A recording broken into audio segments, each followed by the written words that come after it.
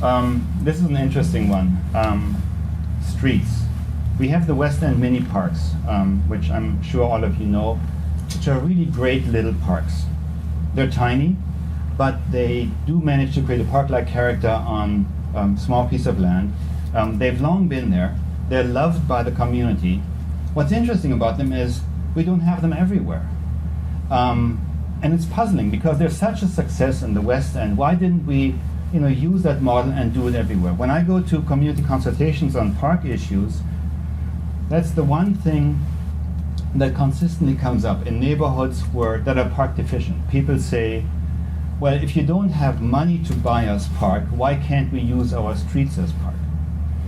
These actions all talk about taking unused or underused pieces of street right-of-way and turning them into parks. What does that mean, unused or underused? It means they're not used for traffic.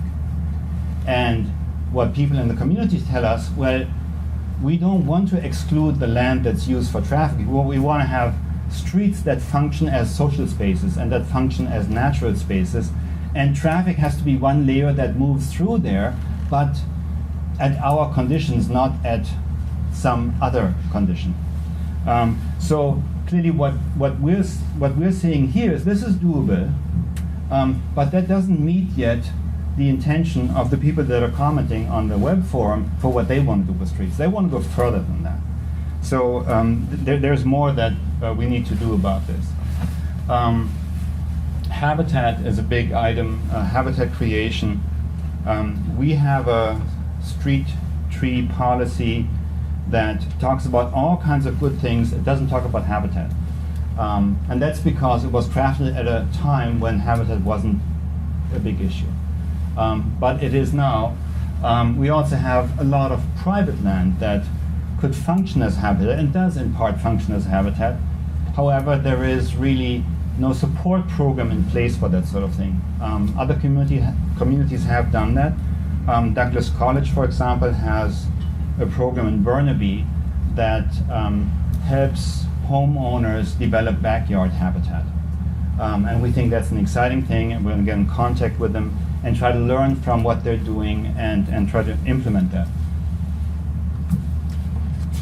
Greenways and bikeways. The city has a program, they're building greenways, they're building bikeways, and that's what this talks about.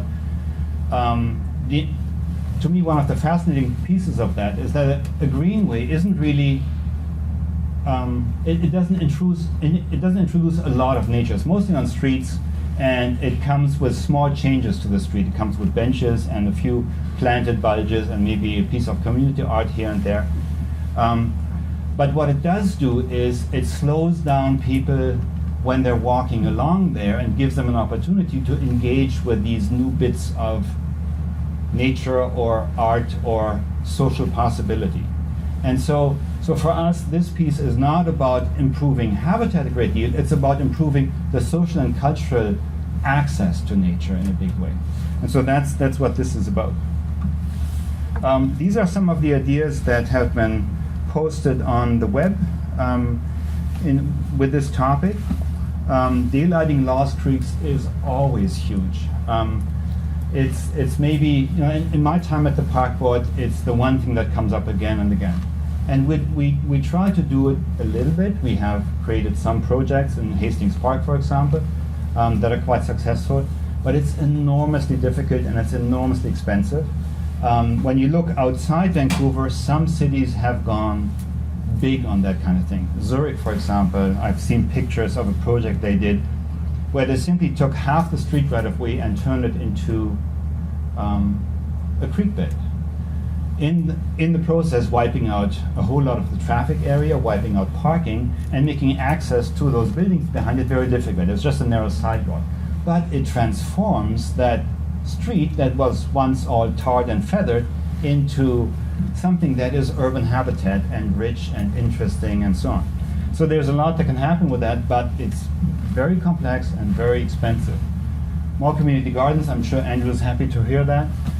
Revitalize the Falls Creek Flats is the idea that the flats, which are all fill placed on former wetlands, that we can somehow erode the fill and introduce more of the existing or the pre-existing habitat into that area. We talked about the mini parks and school grounds and the greener streets. The wild salmon habitat, we don't have a lot of salmon habitat in the city. We have some creeks that have been restored that are habitat, but we have the entire edge, for example, of the Fraser River that is part of salmon habitat. And that's what this is referring to. All the street ends that we have, all our street right-of-ways run straight into the river.